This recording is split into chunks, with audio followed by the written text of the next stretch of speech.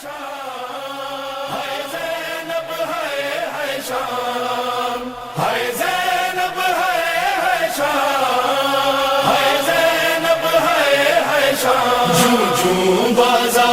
قریب آیا زینب کو غازی یاد آیا جوں بازار قریب آیا زینب کو غازی یاد آیا. قال الحکیم فی قرآن الکریم بسم اللہ الرحمن الرحیم وجعلناهم أئمة يهدون بأمرنا وأوحينا إليهم فعل الخيرات وإقام الصلاة وإيتاء الزكاة وكانوا لنا عابدين. صلوات.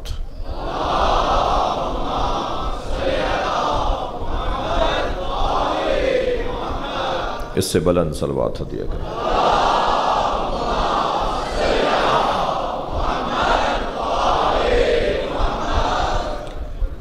سورہ مبارکہ الانبیاء کی 73ویں آیت. اللہ اپنے اس کلام میں فلسفہ امامت کو بیان کر رہا ہے.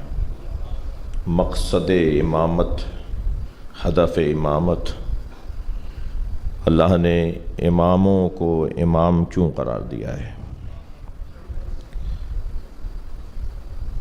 اسلام کے بنیادی عقائد میں سب سے پہلا اصل اصول، اصل دین، عقیدہ توحید ہے. جب اللہ کو وحدہ لا شریک مان لیا اور پھر اس کی توحید کے تمام جو مفاہیم ہیں انہیں تسلیم کر لیا، توحید ذات میں، توحید افعال میں، توحید صفات میں، توحید عبادت میں، یعنی جسے ہم نے ذاتاً وحدہ لا شریک مانا ہے، اس کے افعال میں بھی ہم اسے وحدہ لا شریک مانتے ہیں. یعنی وہ فعل انجام دینے میں بھی کسی کی مشارکت کو قبول نہیں کرتا، وہ فعل خود انجام دیتا ہے. وہ افعال میں بھی تو ہے وحدہ لا شریک ہے. اسی طرح وہ صفات میں بھی وحدہ لا شریک ہے. پھر جو ذات میں، صفات میں، افعال میں وحدت رکھتا ہو، توحید کا عنوان رکھتا ہو، تو پھر اسی کا حق ہے کہ عبادت میں بھی صرف اسی کی عبادت کی جائے، کسی اور کی عبادت پھر نہیں ہوگی. تو یہ توحید در عبادت یا توحید عبادت میں ایک عنوان قرار پائے گا کہ جس میں بحث یہ ہوتی ہے علم کلام میں کہ جسے ہم نے ذات میں، صفات میں اور افعال میں بلا شراکت غیر مانا ہے، تو حق اسی کا ہے کہ پھر سجدہ بھی اسی کو ہو، عبادت بھی اسی کی ہو. اب وہ جو عبادت میں توحید کا عنوان ہے، تو عبادت کیسے کریں، عبادت کا کیا مطلب ہے، عبادت کہتے کسے ہیں؟ سب اپنے اپنے منہ، سب اپنے اپنے طریقوں سے چلیں، سب اپنی پسند سے اس کی بندگی کریں. تو یہ سب اپنی پسند سے بندگی کا ہی تو نتیجہ ہے کہ کوئی کہیں جھک رہا ہے، کوئی کہیں جھک رہا ہے. کیونکہ انسان فطری طور پر کمال طلب ہے، وہ ہر کمال کے آگے جھکتا ہے، وہ ہر عظمت کو تسلیم کرتا ہے، وہ ہر اس کمال کو مانتا ہے جو اس میں نہیں ہوتا. جب اس میں وہ چیز نہیں ہوتی تو پھر اسے مان لیتا ہے جس میں وہ چیز ہوتی ہے، اور وہ کمال ہے. لہٰذا جب کمال کو تسلیم کرنا ہماری فطرت ہے، تو پھر کسی نے سورج کو کمال اور جمال اور حسن اور طاقت کا سرچشمہ مانا تو سورج کے آگے جھکنا شروع کر دیا.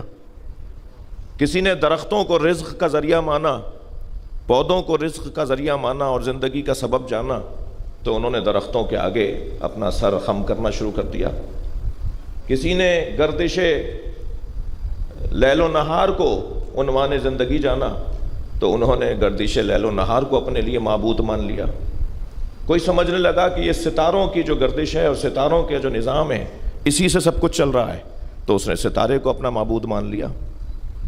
اور پھر یہ سلسلہ اتنا آگے بڑھا کہ کسی نے اس ذرے کو کہ جو ایٹم کی صلاحیت رکھتا ہے اور ایٹم ہے اور طاقت کا سرچشمہ ہے، تو پھر جب ذرہ طاقت کا سرچشمہ ہے تو پتھر اور پھر پتھروں سے بنے ہوئے صنموں کے آگے جھکنا شروع کر دیا۔ اب یہ اپنی پسند سے سب کر رہے تھے نا، لہٰذا بند گلیوں کا شکار ہو رہے تھے، طرح طرح کی ذلتوں کا سامنا ہو رہا تھا، جگہ جگہ شرمندگیوں کا سامنا کرنا پڑ رہا تھا۔ تو اب خطا کار خود ہیں اس کا احساس بھی ہونے لگا، مگر کوئی رستہ بھی نہیں تھا کہ کیسے اس اللہ کو تلاش کریں جس کا حق ہے کہ اس کے آگے سجدہ کیا جائے۔ انہیں کون بتاتا، یہ کس کی مانتے؟ یہ سوال بھی ذہن میں رہے میرے بچوں جوانوں کے، یہ کس کی مان لیتے؟ ممکن ہے کوئی آ کر ان سے بہتوں نے آ کر کہا ہو لیکن ان کی بات نہ مانی ہو انہوں نے۔ اب کون اس قابل ہے جو انہیں منوائے؟ یعنی یہ اس کی مان لیں اور ان کی مان لینا ہی حقیقت ہو۔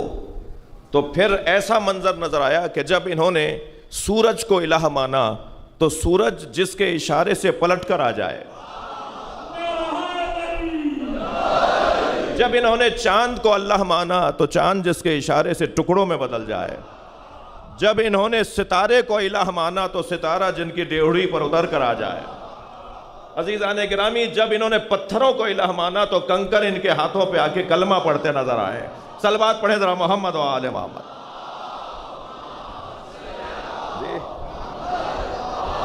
اب جتنے بھی دنیا نے تجربے کر کر کے الہ مانے تھے وہ سارے الہ جس دروازے پر جھکے نظر آئے، تو پھر اب یہ بتائیں گے کہ اللہ کون ہے؟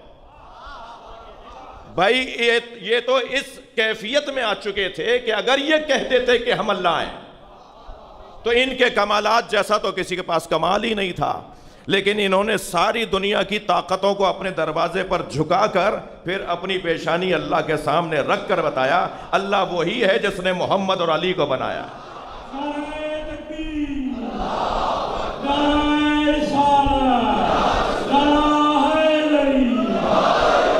بلند تر صلوات پڑھ لیں گے نبی کے ذات۔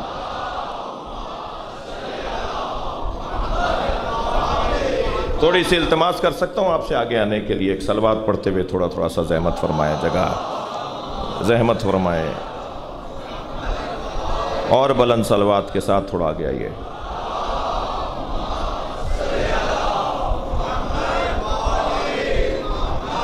زحمت قبول کیجئے، تھوڑا سا آگے آئیے۔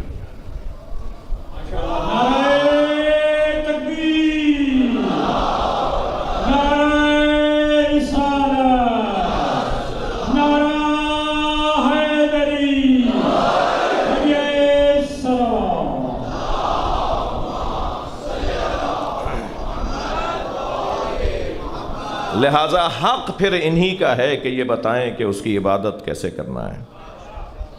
اور عزیزو، عبادت کا ایک ظاہر ہے، جو ادائیں ہیں، جو طریقے ہیں، جو انداز ہے، جو ارکان ہیں، جو مناسک ہیں، جو خم و راست ہونا ہے، یہ اس کا ظاہر ہے۔ مگر یہ ظاہر بعض اوقات خود کو بھی دھوکہ دیتا ہے اور دوسروں کو بھی دھوکہ دیتا ہے۔ تو پھر عبادت کی روح کو، نیت کی پاکی شمار کیا گیا کہ تم اپنی نیت کو ٹھیک کرو تاکہ تمہاری عبادتوں کا رنگ بڑھنے لگے اور اس کا تمہیں فائدہ ہونے لگے۔ لہذا فرمایا الاعمال بالنیات، اعمال کا دار و مدار نیتوں پر ہے۔ پھر فرمایا المومن خیر من عملہ، مومن خود اپنے ہی عمل سے افضل ہے۔ جی، مومن اپنے ہی عمل سے افضل ہے، جو وہ عمل انجام دے رہا ہوتا ہے مومن اس سے افضل ہے۔ یعنی آپ اپنی نماز سے افضل ہیں، آپ اپنی نماز سے افضل ہیں، آپ اپنی نماز سے، میں اپنی نماز سے افضل۔ اگر مومن کا عنوان ہم پر آئے اور ان بے عنوان مومن اس حدیث کو ہم سمجھیں تو المومن خیر من عملہ، مومن خود اپنے عمل سے افضل ہے۔ یعنی آپ اپنی نماز سے افضل ہیں، میری نماز سے آپ افضل نہیں ہیں۔ آپ کسی اور کی نماز سے افضل نہیں ہیں، خود اپنی، کیونکہ ہر آئینے کو آئینہ بردار چاہیے. یعنی میں اگر جتنا اچھا خود میں ہوں گا اتنی اچھی میری نماز ہوگی، جتنا بڑا آدمی میں ہوں گا اتنی میری نماز بھی بڑی ہوگی. تو ہر شخص کی نماز خود وہ اپنی عبادت سے افضل ہے. حدیث سنائیے میں نے آپ کو، المومن خیر من عملہ، مومن خود اپنے عمل سے افضل ہے. تو میری نماز سے میں افضل، مومن اپنی نماز سے افضل، مومن کسی اور کی نماز سے افضل نہیں ہے. تو جب ہم سب کی عبادتیں ہمارے اپنے اپنے حساب سے ہیں تو پھر یہ کیسی گفتگو ہے کہ نماز افضل ہے یا حسین؟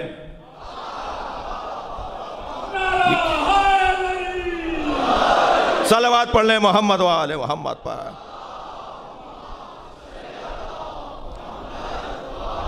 بھائی آپ اس سے بلند صلوات پڑھ سکتے ہیں.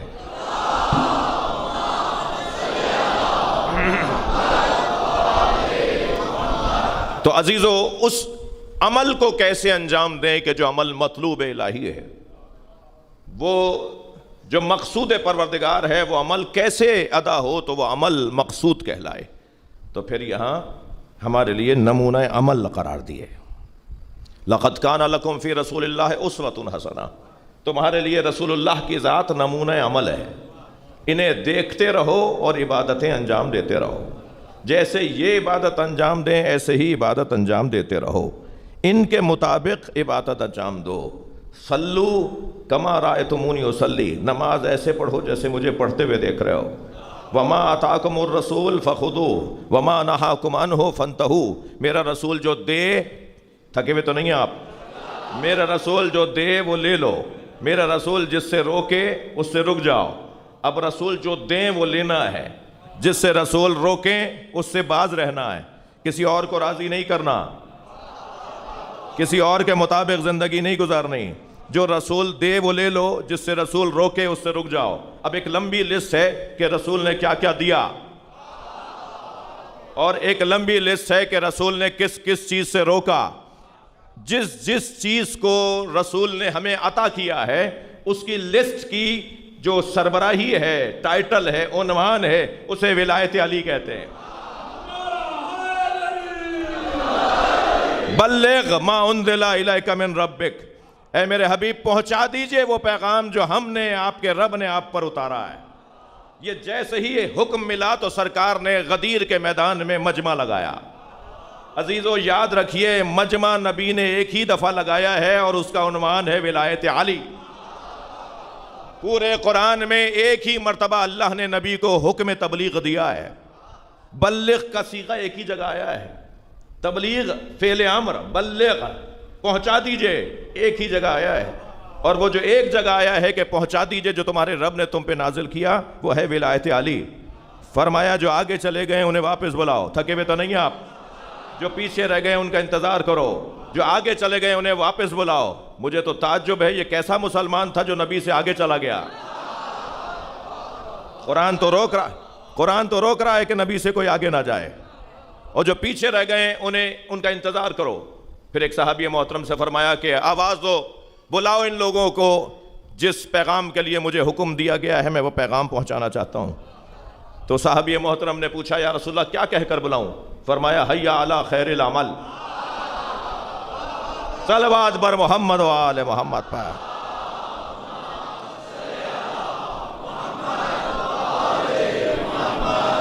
اور پھر غدیر کے میدان میں وہ خیر العمل کا اعلان ہوا. جی مولانا قبلہ شفیع صاحب چکوال سے مجلس سننے کے لیے آئے ہیں. میرے ایک بزرگ جناب سیٹھ مہدی رضا صاحب لاہور سے خاص طور پہ مجلس سننے آئے ہیں. اچھا جنہیں میں نہیں جانتا ان سے میں معذرت چاہتا ہوں کہ کون کہاں سے آیا ہے، لیکن جن کا مجھے علم ہو گیا اور جن کا مجھے علم نہیں ہے ان سب کی سفر کی بخیری کے لیے ساتھ خیریت سے جائیں اور سب خیریت سے رہیں. اور آپ سب کی دعاؤں کی قبولیت کے لیے ایک بلند صلوات پڑھیں گے.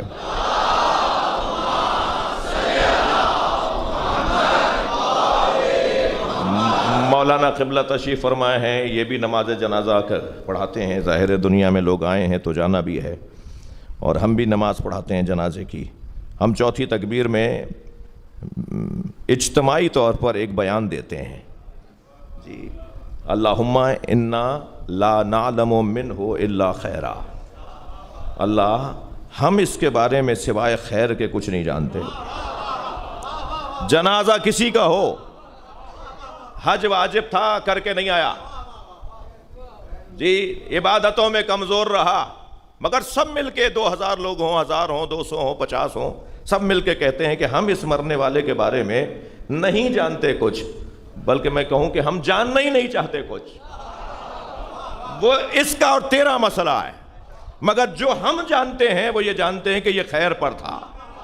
اب وہ کون سا خیر تھا جو ہم جانتے ہیں؟ وہ خیر علی ولی اللہ کا خیر ہے۔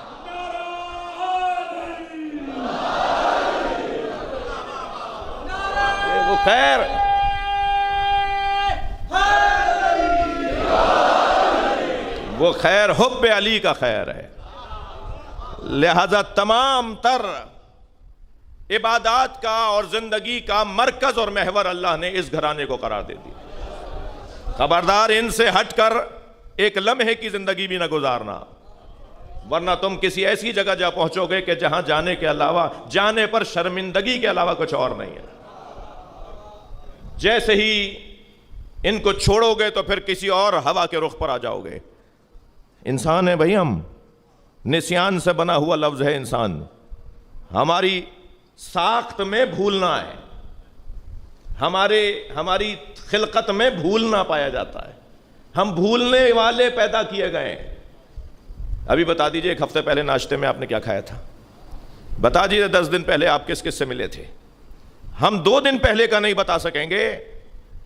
زیادہ مصروف لوگوں کو تو سیکٹری رکھنا پڑتا ہے، زیادہ مصروف لوگوں کو تو ڈائریاں بنانا پڑتی ہیں، اس کے بغیر ان کا کام نہیں چل سکتا، ورنہ وہ اپنے پیشہ ورانہ زندگی سے ہاتھ اٹھا لیتے ہیں، وہ پریشانیوں کا شکار ہو جاتے ہیں، ہم بھول جاتے ہیں۔ یہ کن ذہنی نہیں ہے، بڑے بڑے لوگ ایسا کر رہے ہیں۔ دنیا میں نابغیر روزگار شخصیات بغیر سیکٹری کے نہیں چل رہے، وہ کن ذہن نہیں ہے، مزاج یہی ہے، اللہ نے بنایا ہی ایسا ہے کہ ہم بھول جاتے ہیں۔ جب ہماری ساخت میں بھولنا پایا جاتا ہے اور ہمیں کچھ یاد رکھنا ہے تو بھائی کیا کریں، کیا طریقہ ہے؟ قرآن نے آواز دے کر کہا ذکرہم بایام اللہ، اے میرے حبیب انہیں اللہ کے دن یاد کراؤ۔ اچھا ہمارے تو دن ہیں، اللہ کے دنوں کا کیا مطلب ہے؟ آج آپ کا دن کیسا گزرا؟ کل کیسا دن تھا؟ وہ دن بڑا اچھا گزرا۔ بھئی آج کا دن تھا جو دن تھا، تو ہمارے تو دن ہیں، اللہ کا کیا دن؟ کیا اللہ کے دن کا کیا مطلب ہے؟ قرآن کہہ رہا ہے اے میرے حبیب انہیں اللہ کے دن یاد رکھواؤ، انہیں یاد کرواؤ اللہ کے دن، دہراؤ ان کے سامنے اللہ کے دنوں کو۔ اللہ کے دن کیا مطلب؟ جس دن ہماری زندگی اچھی نہ گزرے ہم اس دن کو دن گنتے ہی نہیں ہیں، اور جس دن ہماری زندگی اچھی گزرے وہ دن ہمارے لیے اچھا گزرتا ہے، ہمارا دن ہوتا ہے۔ اللہ کے دنوں کا کیا مطلب ہے؟ ان بچوں جوانوں کو بتا دوں، اللہ کے دنوں کو 12 امام اور 14 معصوم کہتے ہیں۔ یہ ہستیاں اللہ کے دن ہیں جی۔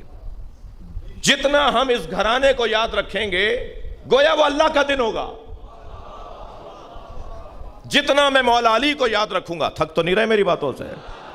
ہاں مجھے اندازہ ہے بہت سے لوگوں کے لیے یہ بات میٹرک کی بات ہے، کچی پکی کے بغیر میٹرک بات سمجھ میں نہیں آتی، تھوڑا سا ٹائم لگے گا، مگر کان میں ڈال کے چلے جائیے، آج نہیں کل سمجھ میں آ جائے گا۔ ایک صلوات پڑھ لیں محمد و آل محمد۔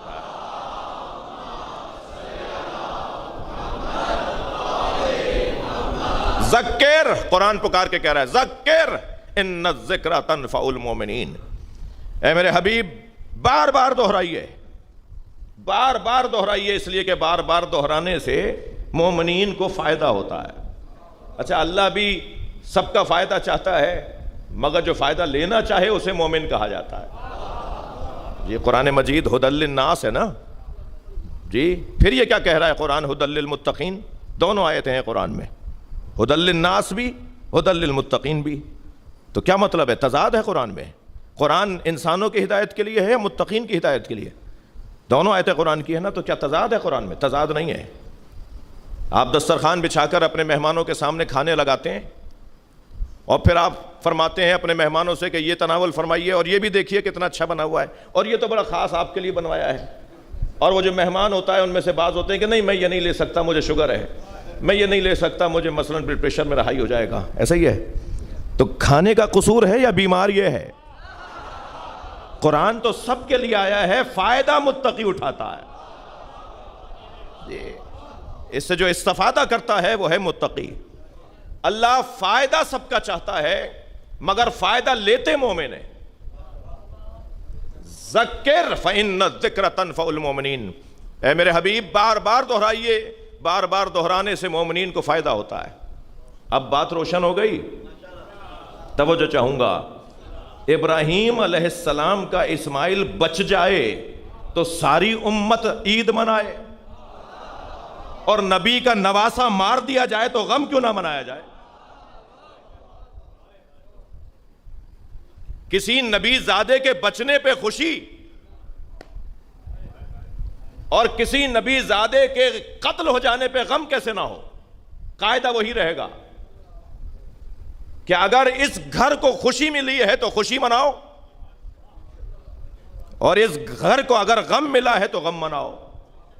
اچھا، جبکہ ہم تو حضرت ابراہیم کی شریعت پہ بھی نہیں ہیں، ہم حضرت ابراہیم کی شریعت کے اوپر زندگی نہیں گزار رہے، اس کے باوجود حضرت ابراہیم کی زندگی کو اللہ نے شریعت محمدی کا حصہ بنا دیا، تاکہ شاید آج نہیں کل کسی مسلمان کو جو اب تک نہیں سمجھا ہے اسے سمجھ میں آ جائے کہ بچنے پر خوشی ہے تو شہادت پر اور غم پر اور تکلیف میں اور دکھ میں غم کیسے نہیں ہوگا۔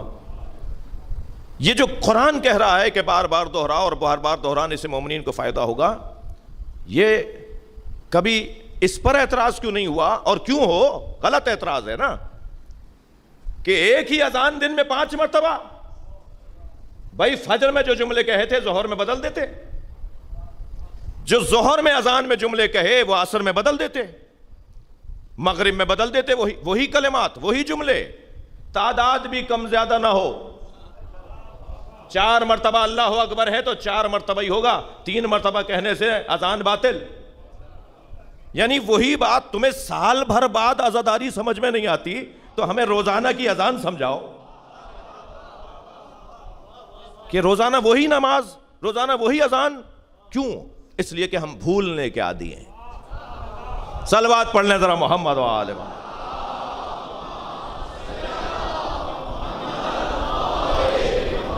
اور کیونکہ ہمارے مزاج میں بھولنا پایا جاتا ہے تو جو چیزیں بھولنے کی ہیں وہ تو بھولنی ہیں، مگر تم صحیح بات بھی بھول جاؤ گے، تو بس جو صحیح باتیں بھولنے والی نہیں ہیں انہیں بار بار دہرایا جائے، اور بار بار دہرانے سے فائدہ مومنین کو یہ ہوگا کہ مومنین گھوم پھر کر پھر اپنے مرکز پر آ جائیں گے اور گم نہیں ہونے پائیں گے اور کہیں دائیں بائیں نہیں ہونے پائیں گے۔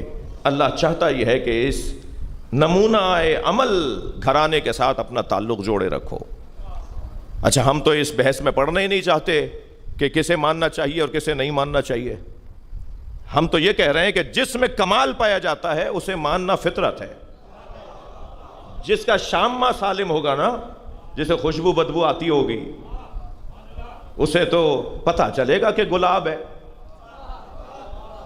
اسے بتانا تھوڑی پڑے گا کہ یہ کون سا پھول ہے، لیکن جس کا شامہ ہی سالم نہ ہو تو اسے پھر اپنا علاج کروانا ہوگا۔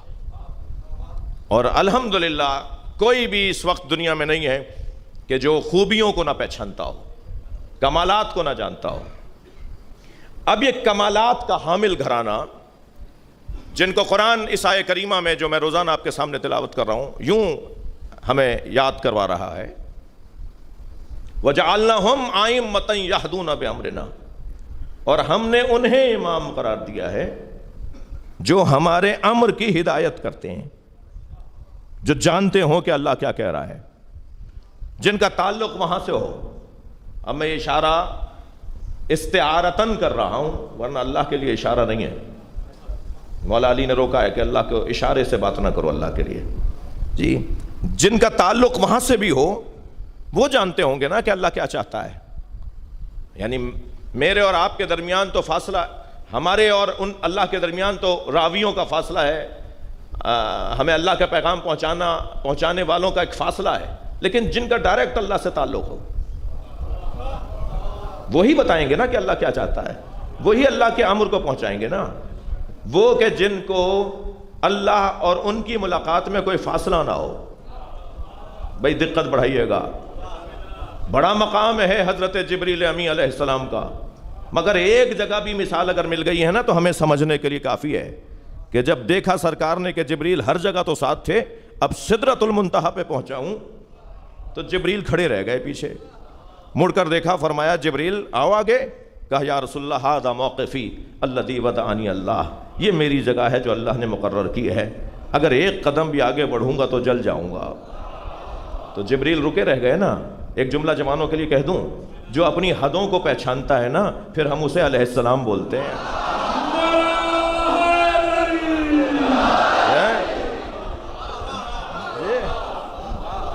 جبریل رکے رہ گئے اور آگے نہیں آئے، اور اللہ نے کیا کہا؟ عند سدرۃ المنتہا فکان قاب قوسین او ادنا. میرا نبی سدرۃ المنتہا پر تھا. وہو بالافق الاعلی، اس سے اونچی جگہ نہیں تھی. میں نے اپنے حبیب کو جہاں پہنچایا اس سے اونچی جگہ نہیں ہے، وہ سب سے بلند مقام پر. بھئی دو بحثیں اس وقت یہاں کروں گا میں آپ سے. ایک تو یہ کہ عند سدرۃ المنتہا وہو بالافق الاعلی فکان قاب قوسین او ادنا، دو کمانوں کا فاصلہ، آیت رکی نہیں ہے، او ادنا، دو کمانوں سے کم. اگر اللہ نے کہہ دیا ہوتا نا، صرف آیت کو یہاں روک دیا ہوتا فکان قاب قوسین، دو کمانوں کا فاصلہ، تو مسلمان اتنا حضرت ہے کہ یہ گنتا کہ کمان کتنے فاصلے کی ہوتی ہے. 1.5 میٹر کی ہوتی ہے، 2 میٹر کی ہوتی ہے، 1 میٹر کی کمان بنتی ہے. کمان بنتی کم سے کم کتنی کمان بنتی ہے؟ تو کہتا اتنا فاصلہ تھا نبی میں اور اللہ میں، یعنی نبی کی حدوں کو بتا دیتا. میں ہرگز یہ نہیں کہہ رہا کہ نبی مکرم کے بارے میں یہ کہا جائے کہ جیسے اللہ کی کوئی حد نہیں ہے ایسے نبی کی کوئی حد نہیں ہے، مگر اتنا میں یقین سے کہتا ہوں کہ ہمیں نہیں پتا کہ نبی کی حد کیا ہے. ہمارا کام ہی نہیں ہے نبی کی حد کے بارے میں سوچنا. بھئی آپ کی توجہ بڑھ گئی ہے تو میں ایک جملہ اور کہہ دوں. ہر نبی نے اپنی حد بتائی. جملہ ہدیہ کر رہا ہوں، ہر نبی نے بد دعا کر کے اپنی حد بتائی. ہمارے نبی نے بد دعا نہ کر کے اپنی حد ہی نہیں بتائی.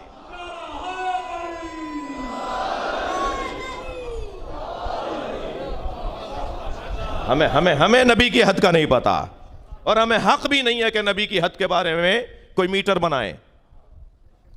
تو کیا یہ قاب قوسین او ادنا کہہ کر اللہ نے ہمیں سوچنے سے روک دیا؟ تم مت سوچو. 2 کمانوں کا اور اس سے کم کا فاصلہ. اب اس سے کم لائیے کہاں ہے؟ 2 کمانوں سے کم کہاں تک جائیں گے ہم؟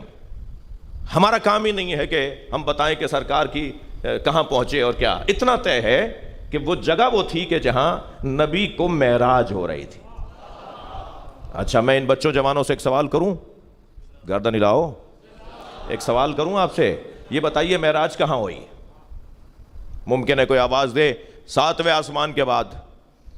اگر اللہ کے بارے میں یہ سوچ لیا جائے کہ اللہ وہاں ہے تو یہیں سے توحید کا عقیدہ بگڑے گا.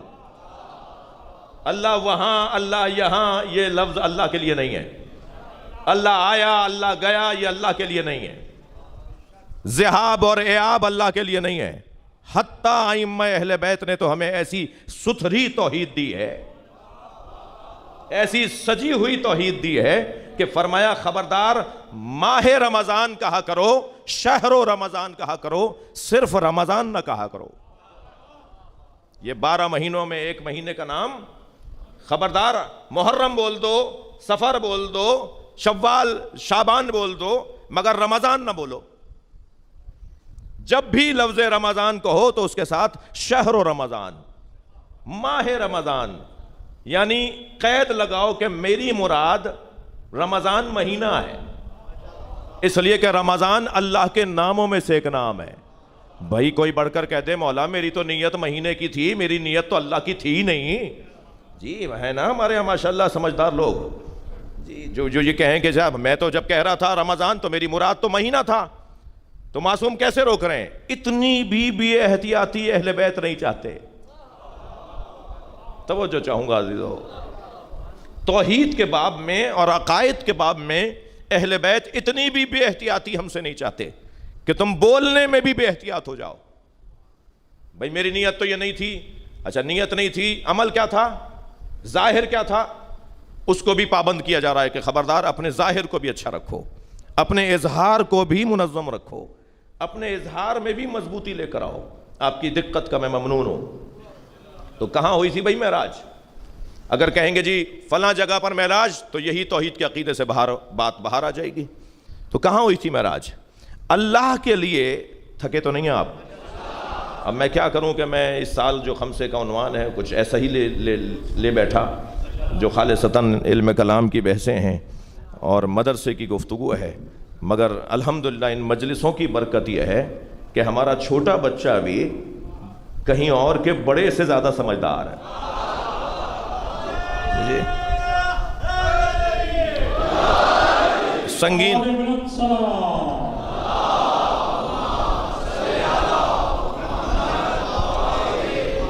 اگر اللہ کے بارے میں یہ تصور کر لیا جائے کہ معراج فلاں جگہ ہوئی ہے تو یہ توحید کے عقیدے سے کہاں ہوئی ہے معراج؟ پھر سمتوں میں تو اللہ کو لایا نہیں جا سکتا۔ تو بس میں ایک قاعدہ دے رہا ہوں ان جوانوں کو اور بچوں کو کہ معراج اس جگہ کا نام ہے، معراج اس جگہ کو کہتے ہیں جہاں عبد اور معبود کا فاصلہ ختم ہو جائے۔ بھائی تھوڑی گردن ہلاؤ، خون جگر کے مضامین ہیں جو میں بیان کر رہا ہوں۔ معراج اس جگہ کو کہتے ہیں جہاں عبد اور معبود کا فاصلہ ختم ہو جائے۔ تو بس اب ایک جملہ مجھے کہنے دیجئے، جہاں مصطفیٰ عبد میں اور اللہ معبود میں فاصلہ ختم ہو جائے وہ نبی کی معراج ہے، اور جہاں حسین اور اللہ میں فاصلہ ختم ہو جائے اسے کربلا حسین کی معراج ہے۔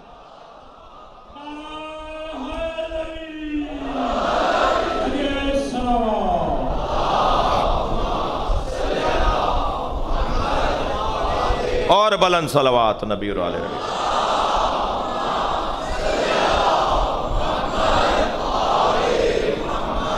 اب اس گھرانے کو ہمارے لیے جو نمونہ عمل قرار دیا تاکہ ان عظمتوں، بعض اوقات ہم اس سے زیادہ متاثر ہیں، یعنی مجھ جیسے خطیب کے صاحب، آپ کوئی عمل کی بات کرتے، کوئی نصیحت کرتے، کوئی واعظ کرتے، فضائل کا باب آپ نے 5 دن فضائل ہی فضائل پڑھے، بچوں کو نماز کا نہیں بولا آپ نے، لوگوں کو فلاں کام کا نہیں بولا آپ نے۔ تو میرے عزیزو، اول تو گفتگو جب مجلس کے انداز میں ہو تو اس کے تقاضے کچھ اور ہیں، اور جب درسی اور متن کے اوپر گفتگو ہو تو اس کے تقاضے کچھ اور ہیں۔ متن اگر سمجھایا جا رہا ہو تو اس کے تقاضے یہ ہیں کہ متن سے باہر نہ جائیں، اور وہ مدرسے کے اندر، وہ تعلیمی درسگاہوں کے اندر وہ طریقہ اپنایا جاتا ہے۔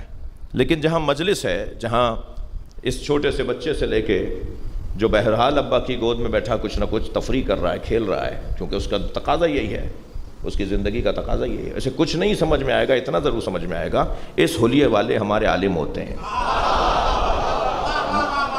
مجلس سے کم یہ ضرور لے کر جائے گا۔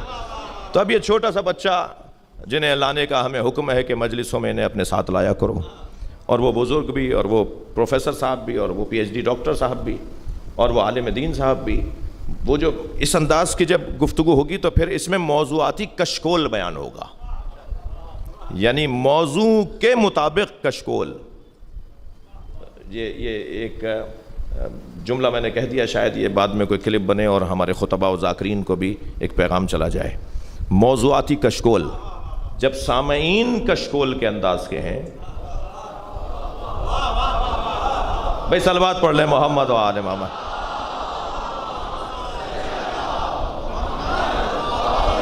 اور بلند صلوات پڑھ لیں نبی اور آل محمد۔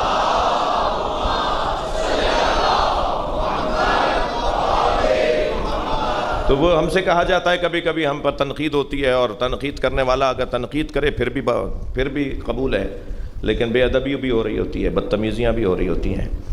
تو اور آج تو عجیب و غریب ایک فورم ہے جسے سوشل میڈیا کہا جاتا ہے، وہاں ہر شخص کچھ نہ کچھ حصہ ڈالنا اپنے لیے لازم سمجھتا ہے، وہ کوئی نہ کوئی بات اسے ضرور کرنی ہے۔ تو میں ان لوگوں کو ایک جملے میں جواب دے رہا ہوں کہ فضائل اہل بیت پڑھنے کا ہمیں حکم ہے،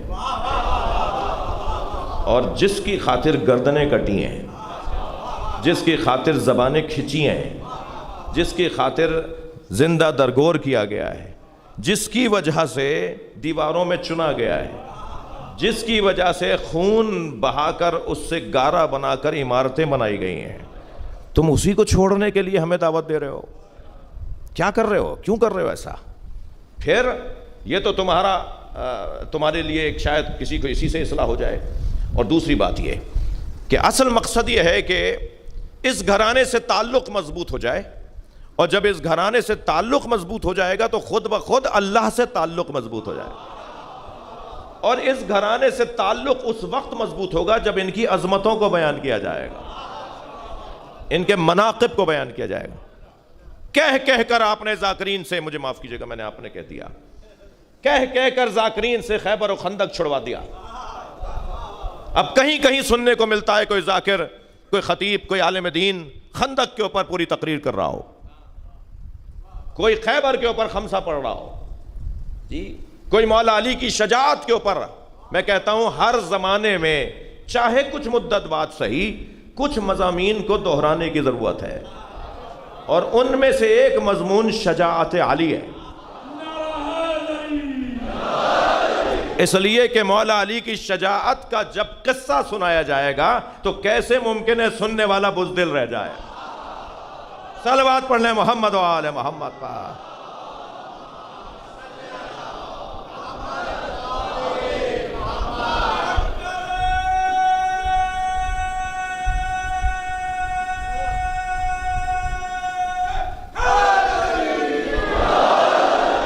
اگر مولا کائنات کے علم کو بیان کیا جائے گا تو کیسے ممکن ہے کہ سننے والوں میں جاہل رہ جائیں؟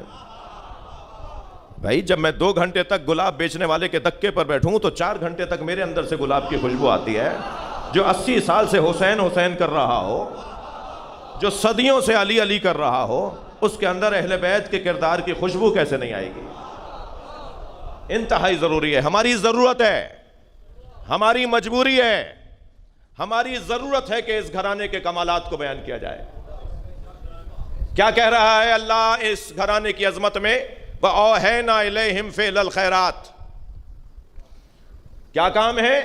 وَجَعَلْنَاهُمْ أَئِمَّةً يَهْدُونَ بِأَمْرِنَا، انہیں ہم نے امام بنایا ہے، تھک تو نہیں رہے میری باتوں سے، ہم نے انہیں امام بنایا ہے تاکہ ہمارے امر کی ہدایت کرے۔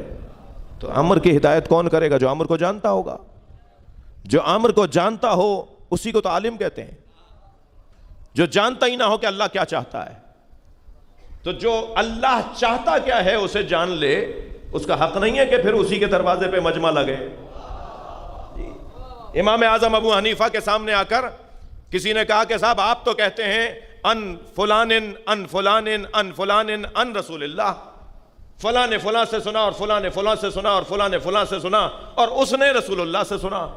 تو آپ حدیث بیان کرتے وقت راویوں کا ذکر کرتے ہیں اور پھر کہتے ہیں کہ رسول اللہ نے یہ فرمایا، مگر ہم جب جعفر صادق کے درس میں جاتے ہیں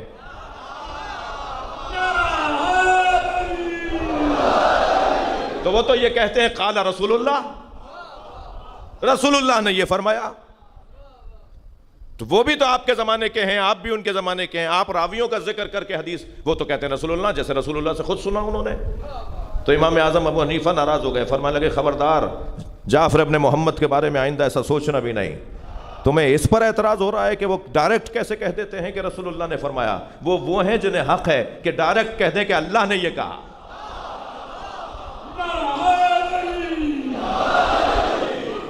اللہ کیا چاہتا ہے، اللہ کیا کہہ رہا ہے، یہ کون بتائے گا؟ یہ وہ بتائیں گے کہ جو اللہ سے جن کا تعلق بلا فصل ہو، اللہ سے جن کا رابطہ بغیر کسی واسطے کے ہو، وہ بتائیں گے کہ اللہ کیا چاہتا ہے۔ آپ کی دقت میرے ساتھ ہے۔ مولا علی نہج البلاغہ میں فرماتے ہیں سمعت رنتن حین نزل الوحی قلت یا رسول اللہ ما هذه الرنہ، نہج البلاغہ کے الفاظ ہیں یہ۔ جب نبی پر وحی نازل ہوتی تھی اور پہلی وحی آئی اور اس کے بعد بھی یہی رہا، جی یہ سلسلہ بعد میں بھی رہا، لیکن پہلی وحی کے موقع پر مولا علی نے نبی سے فرمایا یا رسول اللہ میں نے چیخنے کے اور رونے کی آواز سنی ہے۔ جب وحی نازل ہوئی، مولا فرما رہے ہیں جب نبی پر وحی نازل ہوئی تو میں نے سمعت رنتن، میں نے ایک رونے کی آواز سنی۔ تو میں نے کہا یا رسول اللہ ما ہاذہ الرنہ، یہ رونے کی آواز، یہ بلبلانے کی آواز کس کی ہے؟ فرمایا ھذا الشیطان، جب مجھ پر وحی نازل ہوتی ہے تو شیطان بلبلاتا ہے، شیطان روتا ہے۔ اور پھر یہ کہہ کر فرمایا یا علی انت تسمع ما اسمع وترى ما ارى، یا علی میں جو سنتا ہوں وہ تم سنتے ہو، جو میں دیکھتا ہوں وہ تم دیکھتے ہو، فرق یہ ہے کہ میرے بعد کوئی نبی آنے والا نہیں ہے۔ جی بھائی اس معیار کے لوگوں کو مانتے ہیں، پھر بھی تم ہم سے توقع رکھتے ہو کہ کسی کو برابر میں بٹھا دوں۔ صلوات پڑھ لیں محمد و آل محمد پر، اور بلند صلوات مولا علی کی ذات پر۔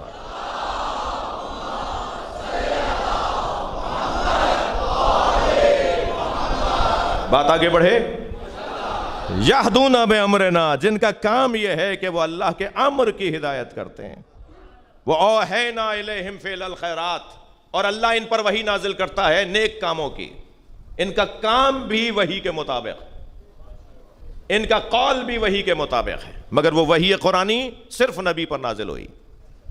ان پر جو فرشتے شب قدر میں وحی لے کر آتے ہیں، میں ایک نجی ٹی وی چینل پہ تھا تو شب قدر کے اوپر پروگرام ہو رہا تھا، تو کہنے لگے کہ جی یہ تنزل الملائکۃ والروح کا کیا مطلب ہے، یہ جو شب قدر میں فرشتے نازل ہوتے ہیں اس کا کیا مطلب ہے؟ تو میرے محترم لوگوں نے مختلف آراء سے مستفید کیا ہمیں، تو ایک رائے یہ تھی کہ جی ساری امت پر فرشتے اترتے ہیں شب قدر میں، ساری امت پر فرشتے اترتے ہیں شب قدر میں، ساری امت پر فرشتے اترتے ہیں۔ اب عجیب بات نہیں ہے، جن پہ فرشتہ اتر رہا ہے انہیں پتہ ہی نہیں کہ ان پہ فرشتہ اتر رہا ہے۔ اور ایک اور عجیب بات بتا دوں، ہم نے تو یہ سنا تھا کہ جس پر فرشتہ اترتا ہے وہ بتانے کو رہتا ہی نہیں ہے۔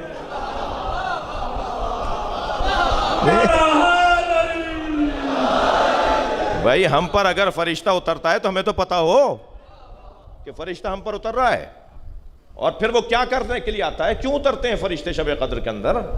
وہ امر کو لے کر آتے ہیں، جی احکامات کو لے کر آتے ہیں۔ تو وہ احکامات ہمیں تو نہیں پتہ ہوتے، رات گزرنے کے بعد تو پھر ہمارے ذہن کے اندر علم وہبی ہو جانا چاہیے۔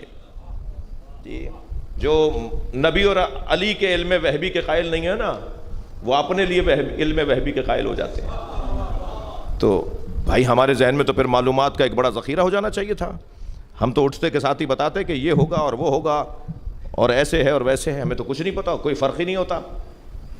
فرشتے کس پہ نازل ہوتے ہیں؟ فرشتے جو شب قدر میں نازل ہوتے ہیں، وَأَوْحَيْنَا إِلَيْهِمْ فِعْلَ الْخَيْرَاتِ، فرشتے کیا لے کر آتے ہیں؟ امر کو لے کر آتے ہیں۔ تو جب امر کو لے کر آئیں گے تو جس پر امر اترے گا اس کو قرآن میں اولي الامر نام دیا ہے، اسے اولي الامر کہا جاتا ہے۔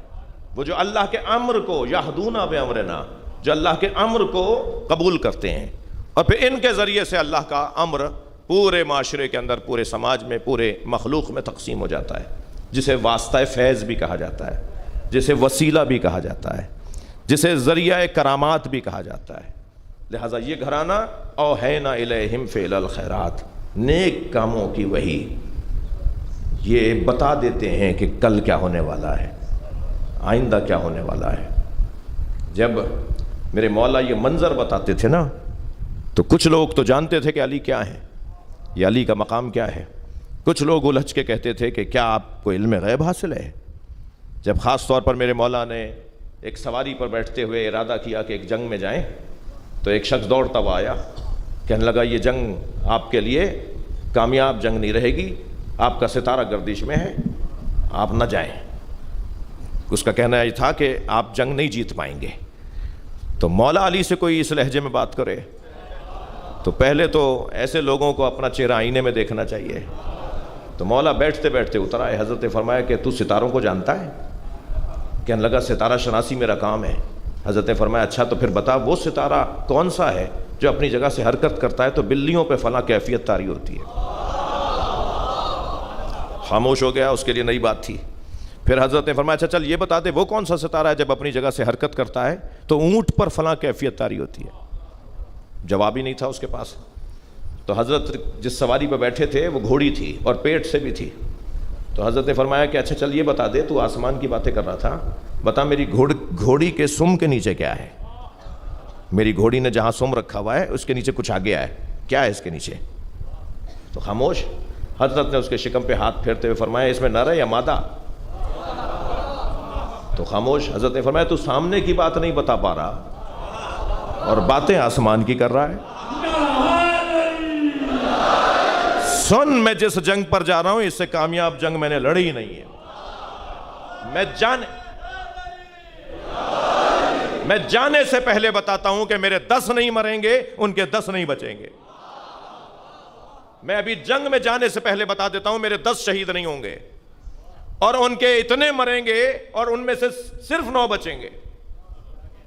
مولا نے اچھا علامہ مفتی جعفر حسین اللہ مقامہ نے تو ان کے نام بھی بتا دیا کہ جو بچے تھے علی کی تلوار سے. حتی روایات کی روشنی میں یہ بھی بتا دیا کہ کون 2 کہاں بھاگ کر گئے، کون 2 کہاں بھاگ کر گئے. جب مولا کو اس رنگ میں کوئی دیکھتا تھا نا تو 2 طرح کے لوگ ہوتے تھے. کچھ تو وہ ہوتے تھے جو جانتے تھے کہ علی کا مقام یہی ہے، علی کا یہ مقام ہے کہ علی یہ بتائیں، اور کچھ لوگوں سے بات سمجھ میں نہیں آتی تھی. تو ان میں سے ایک نے کہا کہ اللہ اکبر، آپ عالم غیب ہیں؟ مولا علی سے سوال کر رہا ہے، آپ عالم غیب ہیں؟ تو مولا مسکرائے. اب جواب سنیں، علی کا جواب بھی علی ہوتا ہے. کہنے لگا آپ عالم غیب ہیں؟ میرے مولا مسکرائے، فرمایا میں عالم غیب نہیں ہوں، صاحب غیب سے استفادہ کرتا ہوں. صلوات بر محمد و آل محمد پر.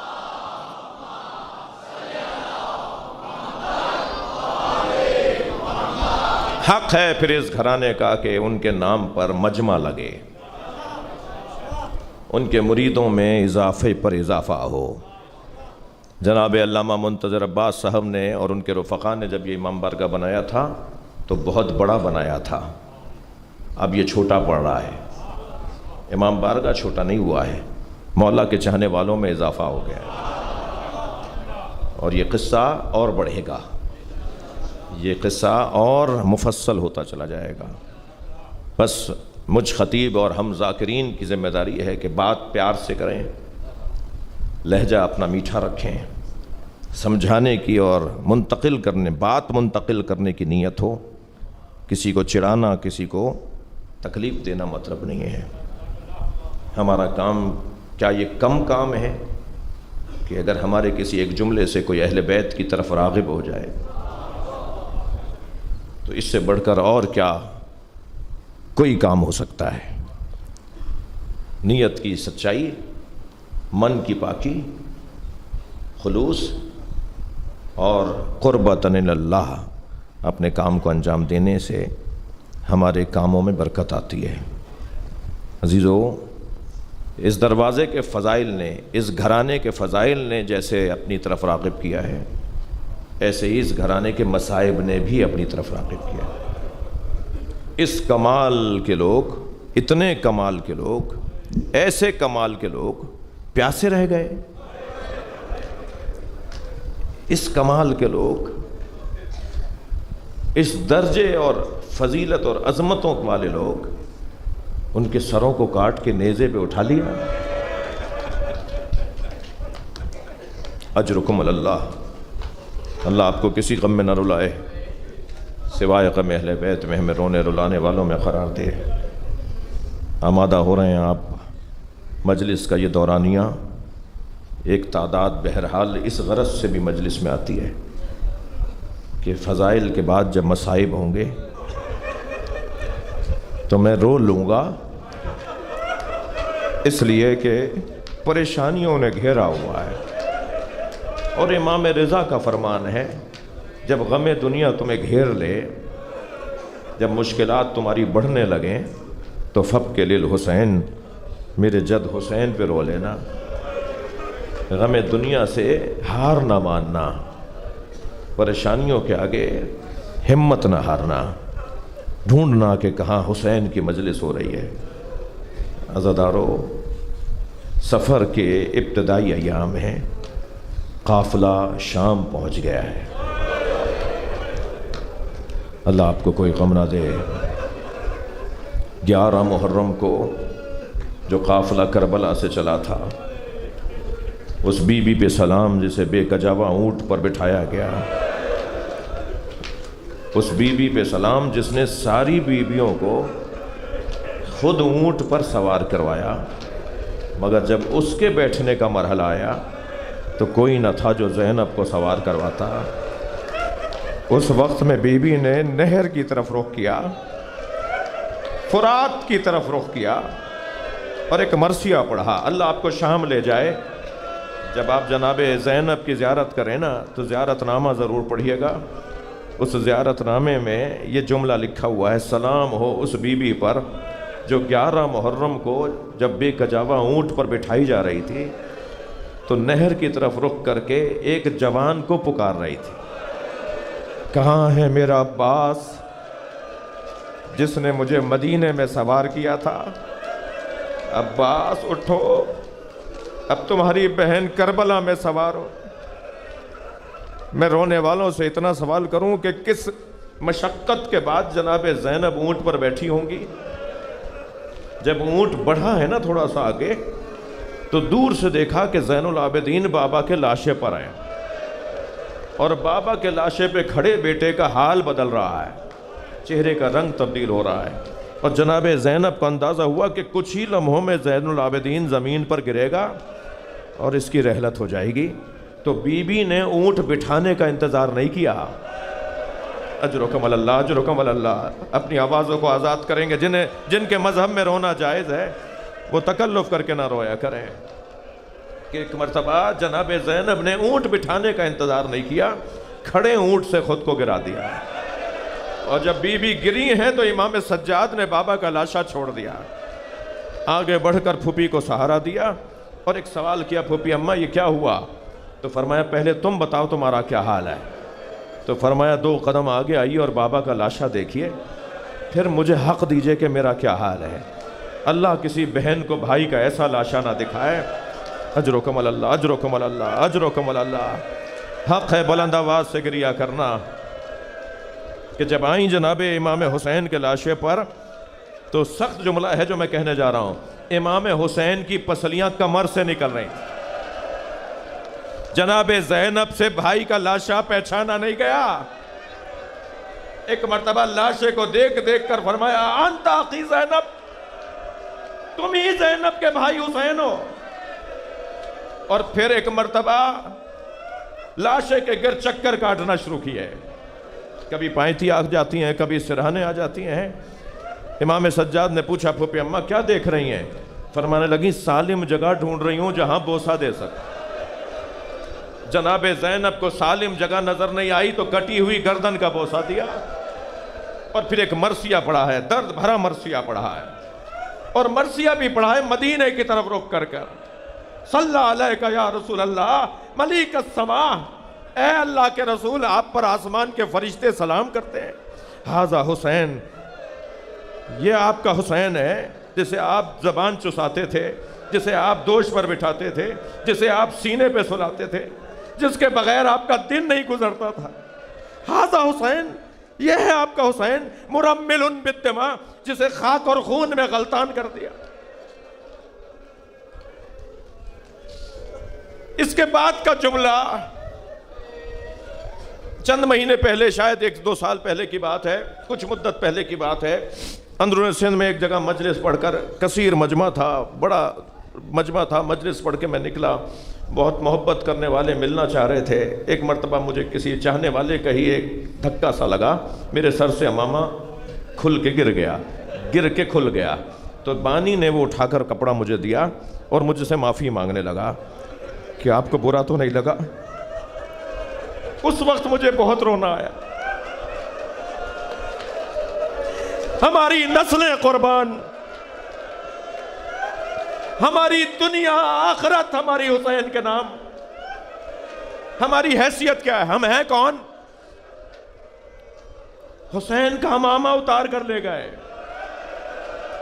جناب زینب کا جملہ ہے مرمل بالدماء مسلوب الامامۃ والردا۔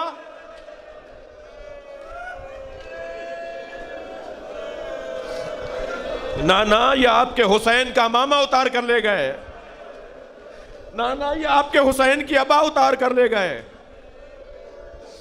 اجرکم اللہ، اجرکم اللہ. اور پھر ایک مرتبہ جناب زینب بھائی کے بدن کے برابر میں بیٹھ گئیں اور زار و قطار رونے لگیں. تو امام سجاد نے پھر حوصلہ دیا، پھوپھی اماں آپ عالمہ غیر معلومہ ہیں، آپ کو تو پتا تھا کہ کیا ہوگا، آپ کو تو بابا نے بتایا تھا کہ کیا ہوگا، آپ کو تو آپ کے نانا نے بتایا تھا کہ آپ کے ساتھ کیا گزرے گی، آپ کی ماں نے، آپ کے بابا نے آپ کو بتایا تھا کہ کربلا میں کیا ہوگا، آپ عالم غیر معلومہ ہیں. فرمانے لگی زین العابدین دیکھ رہے ہو میرے بھائی کے بدن پہ دھوپ آ گئی ہے، دیکھ رہے ہو میرے بھائی کے بدن پہ دھوپ آ گئی ہے، میرے سر پر چادر نہیں ہے. اجرکم اللہ. زین العابدین میں کم سن تھی، 3 یا 4 سال کا سن تھا بی بی کا، میں کم سن تھی، اپنے گھر کے صحن میں سو رہی تھی. کچھ دیر کے بعد میری توجہ ہوئی کہ سارے صحن میں دھوپ ہے مگر میرے اوپر سایہ ہے. تو مجھے تعجب ہوا یہ سایہ کیسا ہے.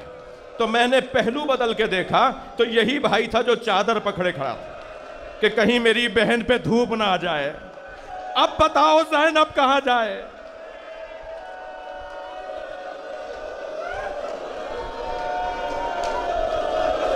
اجرکم اللہ. ایک منزل اور آگے آ جائیے عزادارو. بہت گریہ ہو گیا، آپ کی آنکھوں میں آنسو آ گئے. اللہ آپ کو کوئی غم نہ دے. 12 محرم کو امام زین العابدین معجزے سے واپس آئے اور ادھر بنی اسد کے لوگ کدال بیلچے لے کر کربلا میں داخل ہو رہے ہیں کہ حسین مولا کا لاشا دفنا دیں. ادھر حکم یہ ہے کہ معصوم کو معصوم کے علاوہ کوئی اور نہیں دفنائے گا. لہذا امام سجاد کو کوفے میں اسیر بھی لوگ دیکھ رہے تھے اور امام معجزے سے کربلا بھی آ گئے تھے.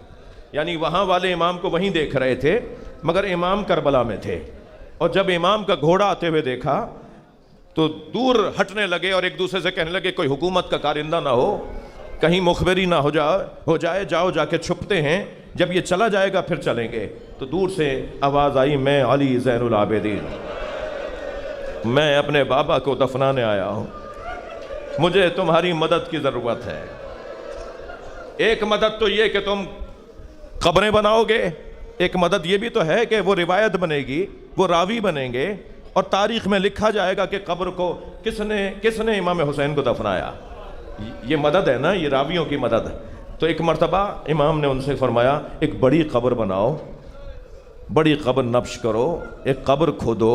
جب بڑی قبر بنائی نا اس میں سارے شہدائے کربلا کو ایک ساتھ لٹایا، سب کو برابر برابر لٹا کر ایک بڑی قبر بنائی جسے گنج شہیداں کہتے ہیں. اللہ آپ کو کربلا لے جائے. امام حسین کے حرم میں آپ جاتے ہیں نا، وہاں ایک گنج شہیداں بڑی قبر ہے. یہ امام سجاد نے سارے شہیدوں کو ایک جگہ دفنایا. اجرکم اللہ. اور پھر فرمایا اب میرے ساتھ نہر کے کنارے چلو. اور نہر کے کنارے پہنچے تو ایک لاشا دیکھا، جو لاشا عباس علمدار کا لاشا. پہلے تو آگے بڑھ کر حضرت عباس کے سینے پر بوسہ دیا اور پھر ایک جملہ کہا، چچا آپ کربلا میں بابا کے ساتھ ہیں، میں پھپھیوں کے ساتھ کوفے کے بازار میں ہوں. قبر بنائی حضرت عباس کے لیے. حضرت عباس کا لاشا اٹھاتے تھے نا تو لاشا ڈھلک جاتا، لاشا جوڑ جوڑ علیحدہ، قتلوہ اربا اربا. حضرت عباس کے بدن مبارک پر اتنی تلواریں ماری گئیں کہ جوڑ جوڑ علیحدہ ہو گیا. عزادارو جس شخصیت کا قد دراز ہو اس کی قبر بھی تو بڑی ہونی چاہیے نا.